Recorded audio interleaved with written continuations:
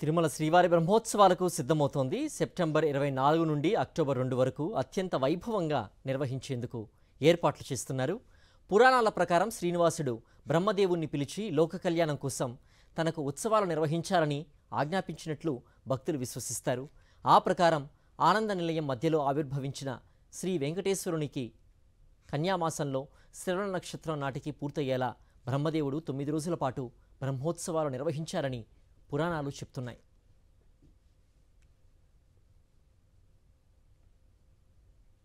స్వామివారి బ్రహ్మోత్సవాల విశిష్టత గురించి మరింత సమాచారం మా ప్రతినిధి తిరుమల నుంచి ప్రసాద్ అందిస్తారు. కోటి బ్రహ్మాండ నాయకుడు తిరుమల శ్రీవారి బ్రహ్మోత్సవాలకు తిరుమల ముస్తాబవుతుంది. తిరుమలకు వచ్చే భక్తులకి వాహన సేవలు వీక్షించడానికి టీటీడీ అధికారులు అనేక ఏర్పాట్లు చేస్తున్న పరిస్థితి ఉంది. మరోపక్క ఆగమ శాస్త్రపరంగా ఆలయంలో చేయాల్సిన కార్యక్రమాలన్నీ కూడా అర్చకులు చేస్తూ వస్తున్నారు. మరి ఈ బ్రహ్మోత్సవాలకు సంబంధించిన విశిష్టత వైభవం గురించి ఒకసారి శ్రీవారి ఆలయ ప్రధాన అర్చకులు మనతో పాటు ఉన్నారు. వాళ్ళని అడిగి మరింత సమాచారం తెలుసుకునే ప్రయత్నం చేస్తాం.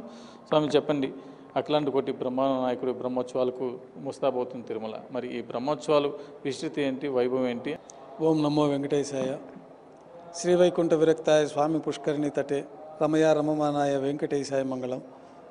కలియుగాంతం వరకు భక్తులను రక్షించడానికి సాక్షాత్తు శ్రీ మహావిష్ణువే వైకుంఠం నుంచి భూలోకానికి వచ్చి పద్మావతి అమ్మవారి పరిణయం తర్వాత శ్రీ వరాహస్వామి వారి అనుమతితోటి వైకుంఠంలో కూడా పవిత్రమైన క్రీడాద్రి పర్వతాలను తీసుకొచ్చి భూలోకంలో ప్రతిష్ఠించి ఆ యొక్క పవిత్రమైన పర్వతాలపైన శ్రీ వెంకటేశ్వర స్వామివారి అర్చావతార శాలగ్రామ శిలాస్వరూపంగా ఆవిర్భవించారు. అట్లా ఆవిర్భవించిన అర్చావతార స్వరూపానికి మొట్టమొదటిసారిగా భారద్వాజ గోత్రీకులైనటువంటి శ్రీ గోపీనాథ్ దీక్షితుల వారు వరాహస్వామి వారి ఆరాధన చేసుకుంటూ ఉన్నారు. వారికి స్వప్నంలో కనపడి దక్షిణ నైరుతిలో చింత చెట్టు కింద స్వామివారి యొక్క స్వరూపం ఉన్నది, ఆ స్వరూపాన్ని మీరు తీసి ప్రతిష్ఠించి ఆరాధన చేయవలసిందిగా స్వామివారి స్వప్నంలో చెప్తారు.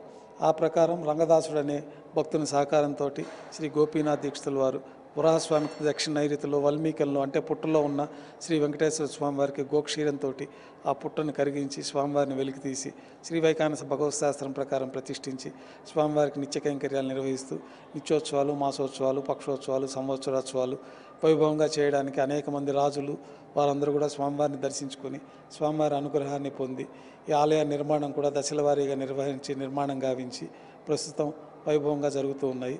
ముఖ్యంగా ఈ కలియుగాంతం వరకు స్వామివారి భూలోకంలో ఉండాలనుకున్నప్పుడు సాక్షాత్తు చతుర్ముఖ బ్రహ్మదేవులు వారే ఈ యొక్క బ్రహ్మోత్సవాలు ప్రారంభించి స్వామివారి ఆరాధన చేసుకుంటూ నేటికి కూడా శ్రీవారి ఆలయంలో అర్ధరాత్రి ఏకాంత సేవ తర్వాత చతుర్ముఖ బ్రహ్మదేవులు వారే ప్రతిరోజు స్వామివారికి ఆరాధన చేస్తూ ఉంటారు. దేవతలందరూ కూడా స్వామివారిని ప్రార్థించుకుంటూ వైకుంఠంలో లేరు కాబట్టి ఇక్కడే వైకుంఠంగా స్వామివారు ప్రతిష్ఠించుకుని ఉన్నారు కాబట్టి దేవతామూర్తులు, గంధర్వులు, కిన్నెరులు, కింపురుషులందరూ కూడా స్వామివారిని తిరుమల క్షేత్రంలో దర్శించుకుంటూ ఆరాధన చేసుకుంటూ ఉంటారు అదృశ్య రూపంలో. ఆ ప్రకారంగా సాక్షాత్తు చతుర్ముఖ బ్రహ్మదేవుల వారే ఈ తిరుమల క్షేత్రంలో స్వామివారు కన్యామాసం శ్రవణ నక్షత్రం రోజున ఆవిర్భవించారు కాబట్టి ఆ పురస్కారాన్ని తీసుకొని చతుర్ముఖ బ్రహ్మదేవుల వారే ఈ బ్రహ్మోత్సవాలు 9 రోజుల పాటు వైభవంగా నిర్వహించే ఏర్పాటు చేశారు. ఆ యొక్క పురాణ ఆగమ శాస్త్రం అనుగుణంగానే నేటికి 9 రోజుల పాటు వైభవంగా ఈ బ్రహ్మోత్సవాలు నిర్వహిస్తూ ఉంటాము. ముఖ్యంగా టీటీడీ దగ్గర ఉన్న ఆధారాల ప్రకారం ఎన్ని వందల సంవత్సరాలుగా ఇక్కడ బ్రహ్మోత్సవాలు నిర్వహిస్తున్నట్టు మనకు ఆధారాలు చెప్తున్నాయి. సుమారు 4వ శతాబ్దం 5వ శతాబ్దం నుంచే మనకి బ్రహ్మోత్సవాలు ప్రారంభమైనట్టు తెలుస్తుంది. ఎందుకంటే పల్లవ మహారాణి భోగ శ్రీనివాసమూర్తిని సమర్పించినప్పుడు బ్రహ్మోత్సవాలు జరిపారనేది మనకు చారిత్రాత్మక ఆధారాల ద్వారా తెలుస్తున్నది. ఈ వెలుపలు జరిగే వాహన సేవల్లో కాకుండా ఆలయంలో ఎలాంటి కార్యక్రమాలు నిర్వహిస్తూ వస్తుంటారు? ఈ బ్రహ్మోత్సవాల సందర్భంగా ముందు వచ్చే మంగళవారం రోజు శ్రీవారి ఆలయం అంతా శుద్ధి చేసే కోయిలాల్ వారి తిరుమంజనాన్ని మనం వైభవంగా నిర్వహిస్తాము. తర్వాత ముందు వచ్చే శుక్రవారం రోజున స్వామివారికి బ్రహ్మోత్సవాల సందర్భంగా విశేషమైన వజ్రాభరణాలతోటి అలంకరణ గావించబడుతుంది.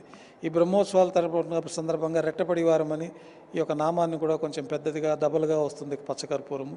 అట్లాగే ప్రసాదాలు కూడా రెండింతలుగా స్వామివారికి నైవేద్యం గావించడం జరుగుతుంది.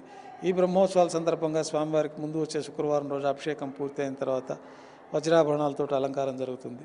వజ్రాల కిరీటము, వజ్రాల కర్ణపత్రాలు, వజ్రాల శంకుచక్రాలు, వజ్రాల భుజకీర్తులు, వజ్రాల కటిహస్తము, వజ్రాల వైకుంఠహస్తము, స్వర్ణ పీతాంబరము ఇత్యాది విశేషమైన ఆభరణాల్లో కూడా స్వామివారిని ఈ 10 రోజుల బ్రహ్మోత్సవాల్లో మనం దర్శించుకోవచ్చు. అర్చకులు ఇప్పటికే పూర్తి ఏర్పాట్లు చేశారు.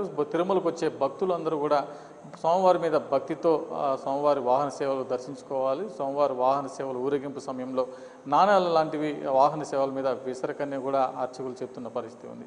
ఇది శ్రీవారి బ్రహ్మోత్సవాలకు సంబంధించిన విశిష్టత, వైభవం.